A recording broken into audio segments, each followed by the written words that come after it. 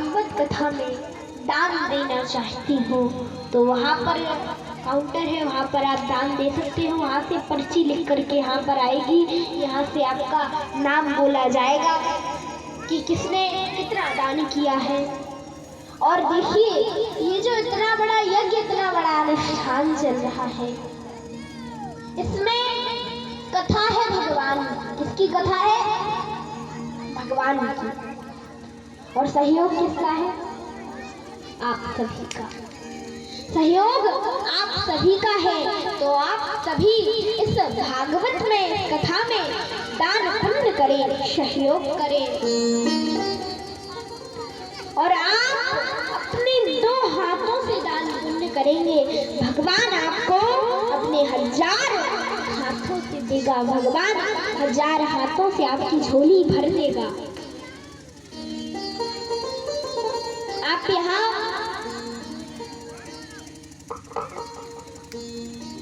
दान करोगे तो उससे 10 गुना ज्यादा आपको भगवान देगा। तो आप सभी दान पुण्य करें और अपने हाथों को पवित्र करें। और दान पुण्य करना ही चाहिए। तो इसलिए आप अपनी मेहनत की कमाई में से कुछ हिस्सा दान पुण्य करने में, सहयोग करने में दान कर दे, दे दे, दान कर दे तो भगवान आपको अधिक से अधिक आपको 1000 अपने 1000 हाथों से आपको दान करेगा। बोलो कृष्ण कन्हैया लाल की, बोलो राधा रानी सरकार की, श्रीमद् भागवत महापुराण की। और यहाँ पर जैसे ही परीक्षित जी महाराज पहुंचे जंगल में भजन करने के लिए, तो जंगल में भजन करने के लिए पहुंचे तो परीक्षित जी महाराज आसन पर विराजमान थे। संतों को पता चला, आकर के संत घेर करके बैठ गए। सुखदेव जी महाराज परीक्षित जी महाराज को घेर करके बैठ गए। अब सब लोग सोच रहे हैं कि इतने बड़े राजा का क्या किया जाए। तो कोई संत कहता कि इनसे दान करवा लो, कोई संत कहता पुण्य करवा लो, कोई संत कहते यज्ञ अनुष्ठान करवा लो, कोई संत कहता कुछ करवा लो। ऐसे सभी कह रहे हैं, कोई संत कुछ करवा लो, कोई संत कुछ करवा लो, ऐसे सभी कह रहे हैं।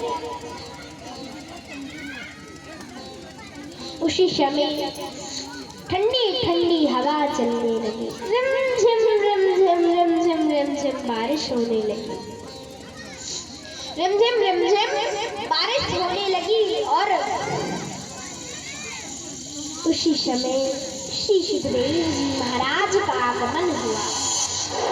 श्री सुखदेव जी महाराज का आगमन हुआ और सभी ऋषियों ने श्री सुखदेव जी महाराज को प्रणाम किया। एक आसन श्री सुखदेव जी महाराज को भी दिया। उस सभा में श्री सुखदेव जी महाराज के पिताजी बाबा पर बाबा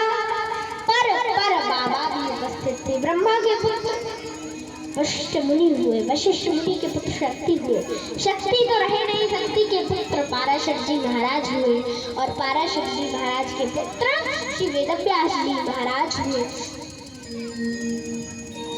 पाराशर जी महाराज के पुत्र श्री वेदव्यास जी महाराज हुए।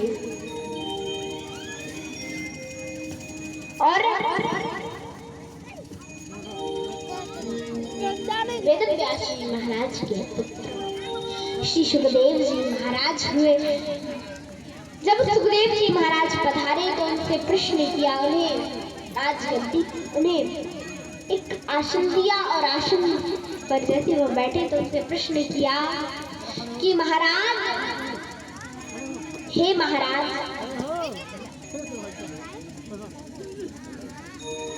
जल्दी मिलने वाले, कहा क्या भगवान जल्दी किससे मिलते, भगवान जल्दी किसे मिलते हैं बताइए। क्या भगवान जल्दी लंबी उम्र वाले को मिलते हैं या फिर पढ़े लिखे को मिलते हैं? कहा भगवान अगर लंबी उम्र वाले को मिलते होते। ध्रुव जी की क्या उम्र थी? ध्रुव जी की क्या उम्र थी जो ध्रुव जी को भगवान के दर्शन हो गए?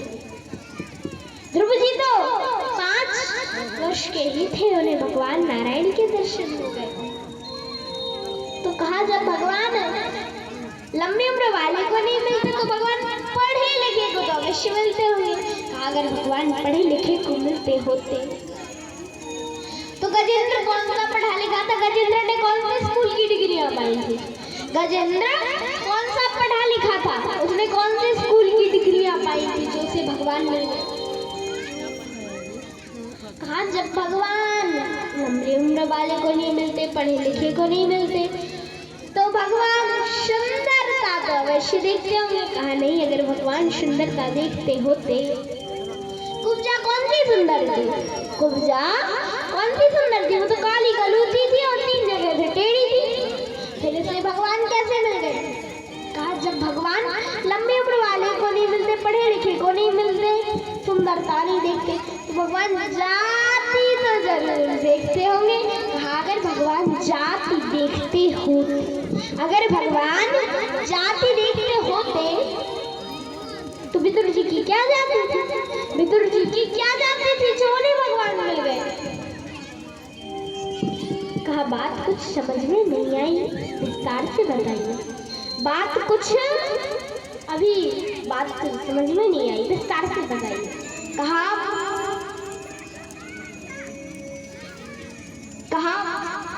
कि दासी के पुत्र कौरवों के मंत्री हुआ करते थे विदुर जी महाराज। दासी के पुत्र कौरवों के मंत्री हुआ करते थे विदुर जी महाराज। एक बार हस्तिनापुर को सजाया जा रहा था। हस्तिनापुर को सजाया जा रहा था तो हस्तिनापुर को जब सजता देखा, विदुर जी ने पूछा अरे भैया ये हस्तिनापुर को इतना क्यों सजाया जा रहा है? कहा आज हमारे हस्तिनापुर में हमारे केशव, हमारे कन्हैया, हमारे द्वारकाधीश आने वाले हैं। कहा अच्छा द्वारकाधीश आने वाले हैं?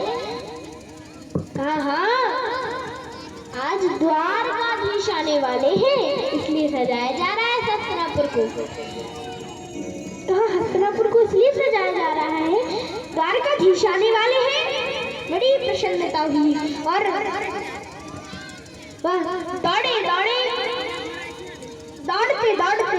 दौड़ते पहुंच गए। कहाँ पहुंचे? दौड़ते अपने घर पहुंचे और क्या कह रहे हैं? चिल्लाते जा रहे हैं, कहते जा रहे हैं अरे हमारी 12 वर्ष की तपस्या सफल हो गई। हमारे यहाँ 12 वर्ष की तपस्या सफल हो गई। आज हमारे हस्तिनापुर में हमारे कन्हैया, हमारे केशव, हमारे द्वारकाधीश पधार रहे हैं। हमारी तपस्या सफल हो गई। हमारी तपस्या सफल हो गई। हमारी तपस्या सफल हो गई। हम धन्य हो गए। हम धन्य हो गए। हमारी तपस्या सफल हो गई। हमारी तपस्या सफल हो गई। हम धन्य हो गए। हम धन्य हो गए। इतना सुना पत्नी बोली अरे महाराज आप क्या कह रहे हैं? आज हमारे हस्तिनापुर में हमारे कन्हैया, हमारे केशव आ रहे हैं। मैं सभा में उनके दर्शन करने जा रहा हूँ।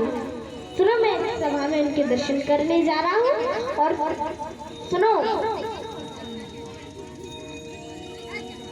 मैं जा रहा हूँ कुछ देर के बाद आऊंगा। और वहां से निकल गए विदुर जी महाराज और सभा में पहुंचे। सभा में पहुंचे तो उन्होंने देखा सभा में दुर्योधन, कर्ण, दुर्योधन, शकुनी, धृतराष्ट्र आदि बड़े योद्धा बैठे हुए थे। बीच में हमारे कन्हैया, हमारे केशव हमारे द्वारकाधीश बैठे हुए थे और कन्हैया ने जैसे विदुर जी को देखा, आंखों ही आंखों इशारा कर दिया, आंखों ही आंखों इशारा कर दिया कि आज हमारा निमंत्रण आपके घर पर है, आज हमारा निमंत्रण आपके घर पर है। पर फिर भी विदुर जी महाराज ने समझ ही नहीं पाया, विदुर जी ने समझ ही नहीं पाया, वो कैसे समझते बट्टे गए। और जैसे दुर्योधन ने कहा, रे द्वारकाधीश, अरे केशव कैसे आना हुआ?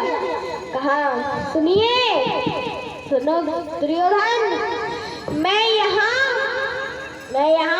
द्वारकाधीश के नाते नहीं, मैं यहाँ द्वारकाधीश के नाते नहीं, मैं यहाँ पांडवों का दूत बन करके आया हूँ। मैं चाहता हूँ पांडवों को कुछ जगह दे दी जाए, मैं चाहता हूँ पांडवों को कुछ जगह दे दी जाए ताकि उनका गुजारा हो जाए।